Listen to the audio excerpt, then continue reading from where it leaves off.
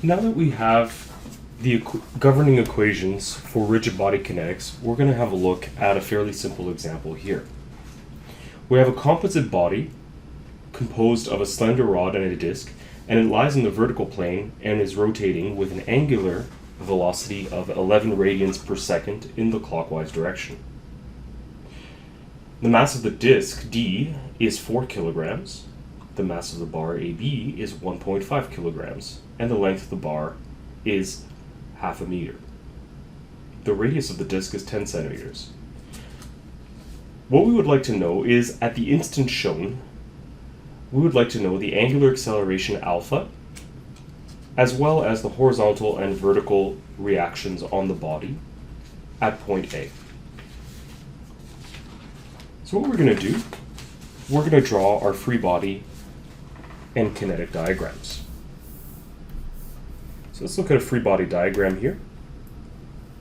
So we have the composite body composed of the rod and the disc. And let's have a look at our forces. So we're going to have reaction forces, which we're going to assume to be in these directions, but we have no idea exactly. And the only other forces acting are the body forces on the rod and the disc. Okay, so as this is a composite body, we can look at each rigid body separately and essentially write as the mass of the slender rod multiplied by the gravitational acceleration and the mass of the disc multiplied by the acceleration. Okay, before we continue, we should set up a coordinate system. Now, since this is fixed axis rotation, it would be useful to maybe use an NT coordinate system. So let's define the normal direction and the tangential direction as shown. And the positive direction for rotation will be clockwise as such. Therefore, for consistency, I'll write this as AN and AT, being the reaction forces in the normal and the tangential directions. All right, so let's have a look at our kinetic diagram. So we draw our kinetic diagram, which, if you recall, is a graphical depiction of the right-hand side of our equations of motion. So the sum of the forces is equal to the mass times the acceleration. So we're going to have, at the center of mass of the slender rod, we're going to have a mass times an acceleration, and I'm going to call this point here point C. So if we call this point C, we'll have AC in the tangential direction, and we're going to have a mass times an acceleration in the normal direction. Furthermore, at the center of mass C of the slender rod, we are going to have our IC alpha term, where again C is the center of mass of the slender rod. Similarly,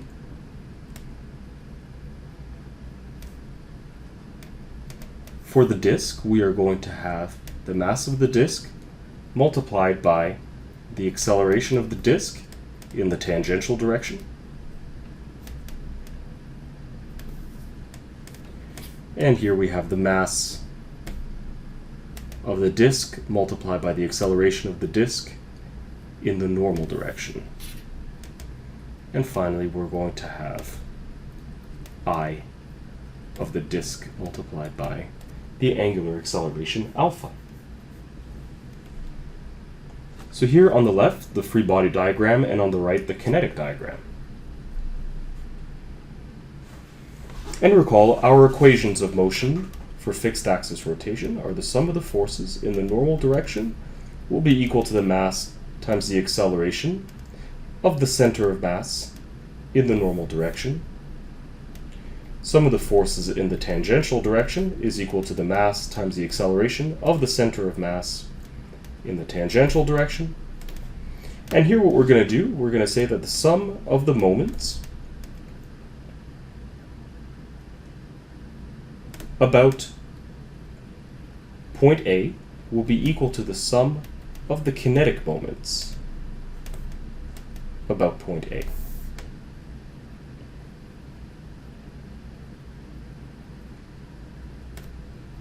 So, for in the n direction, if we define the left as positive, as per our coordinate system, we're going to have minus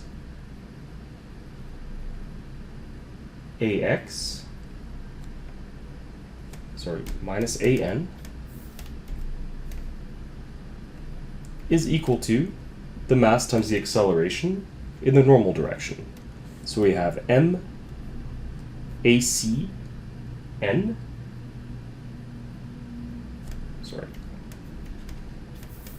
MAB, so for the rod, multiplied by the acceleration of the center of mass of the rod in the normal direction, plus the mass of the disk multiplied by the normal acceleration of the disk, as shown here.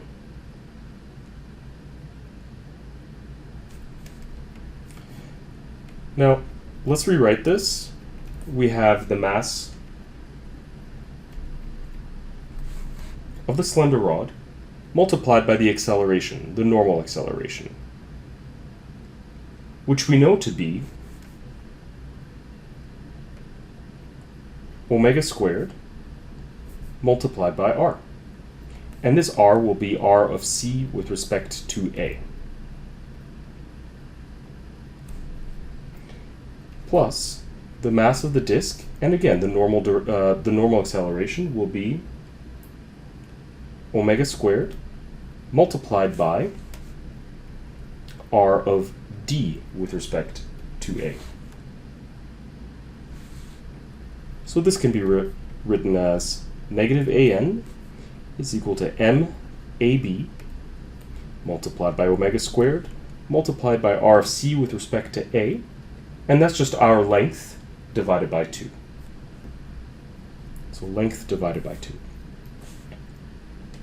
Plus the mass of the disk multiplied by omega squared multiplied by r of d with respect to a.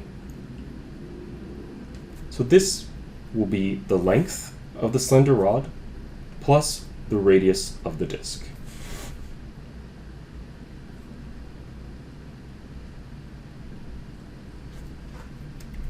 So here we can call this equation 1. In the tangential direction, we will have minus ay plus the weight of the slender rod plus the weight of the disk is equal to our mass times acceleration. So here we will have MAB and then multiplied by the tangential acceleration of the slender rod. So that's ACT. And then we look at the disk, so the mass of the disk multiplied by a disk in the tangential direction. So let's rewrite this as negative AY plus MAB multiplied by G multiplied by, or plus MDG is equal to the mass of the rod multiplied by the tangential acceleration. So now the tangential acceleration of the slender rod, we remember, is of the form alpha multiplied by r. In this case, it will be alpha multiplied by L over 2, the distance between the center of mass, C, and the point of rotation, A.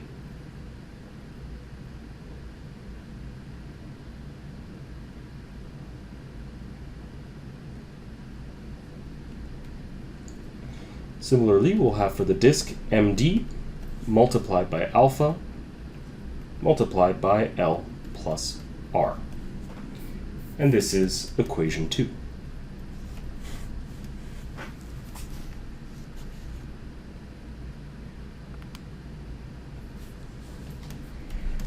Then we look at the rotation.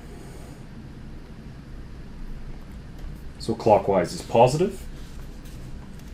So what do we have?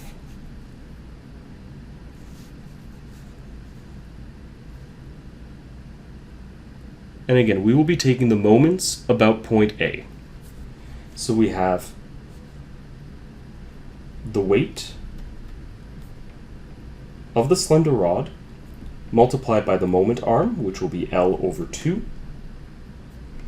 plus the weight of the disk multiplied by the moment arm, which is L plus R. And now this will be equal to the kinetic moments about point A. So we go to our kinetic diagram. We notice that the normal components are passing through point A, so they do not exert any moments. So we just need to look at the tangential components as well as these rotational mass moment of inertia terms. So we have MAB multiplied by ACT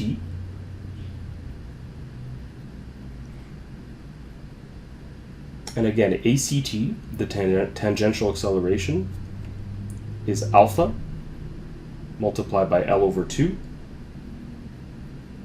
And again, this is your ACT, and then we're going to multiply by the moment arm, which is L over 2. Plus the mass of the disk multiplied by the tangential acceleration of the disk, which is of the form alpha r. So in this case is alpha multiplied by L plus r.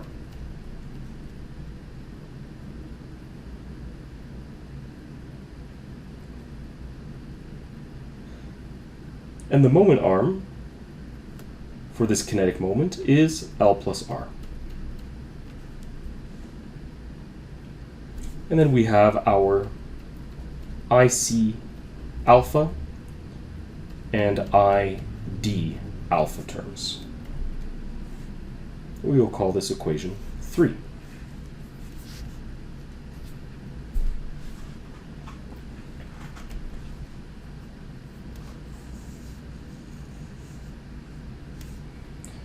So now we need to look up these mass moments of inertias, IC and ID. So these are the mass moments of inertia about the center of mass of the respective rigid bodies. So if you look up in any textbook for a slender rod, you will find that the mass moment of inertia about the center of mass is 1 over 12 multiplied by the mass multiplied by the entire length squared. And for a disk, we have the mass moment of inertia about the center of mass of the disk is 1/2 md r squared.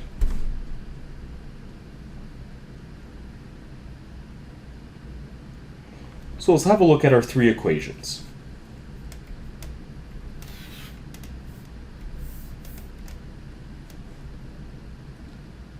So, equation 1, AN is an unknown, omega we are given, and the masses we are given in the problem. In equation 2, ay is an unknown, but everything else, except for the angular acceleration, is known. So we have two unknowns here. Looking at equation 3, everything on the left-hand side is known. On the right-hand side, we again have these alpha terms. So what we have 3 equations and 3 unknowns. So we can solve these, and what we will find is that an is equal to 335 newtons acting to the left, at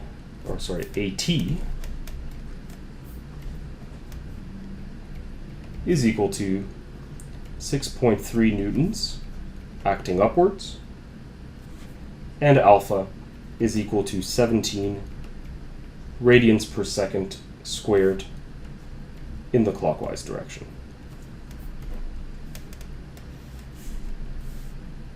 And this is our solution.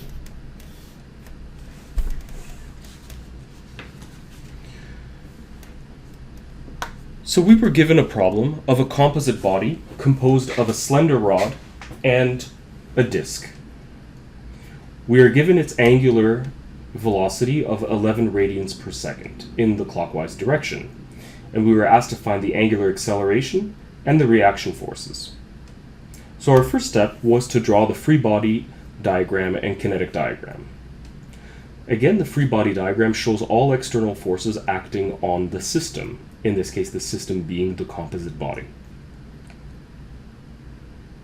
We defined a coordinate system in the nt coordinate system, given that we know that this is fixed axis rotation.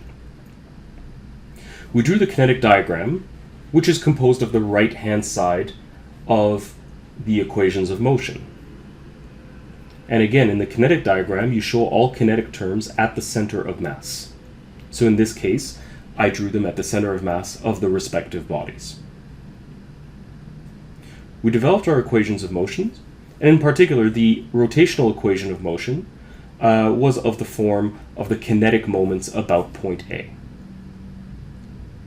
Now we could have also taken the moments about point G, the center of mass, but it would have been a bit more difficult, as we still have AT and AN as unknowns, and we would have had to find the composite center of mass instead of taking the moments about point A. So this was an easier approach. We developed our equations, and we found that we have 3 equations with 3 unknowns, which can be solved fairly easily. So this is the general solution procedure. It's not too bad, but you need to make sure that you pay attention to certain things. One thing that we really should pay attention to is the coordinate system over here. Okay.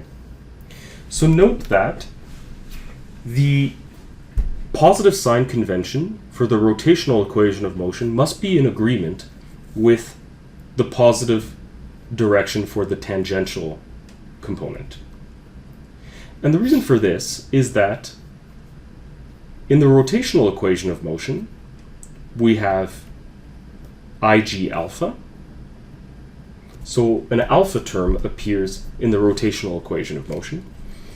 And in the tangential direction, we have the sum of the forces is equal to the mass times the acceleration in the tangential direction, which is equal to the mass times the acceleration in the tangential direction is alpha multiplied by r. So again, you have alpha appearing in the tangential direction.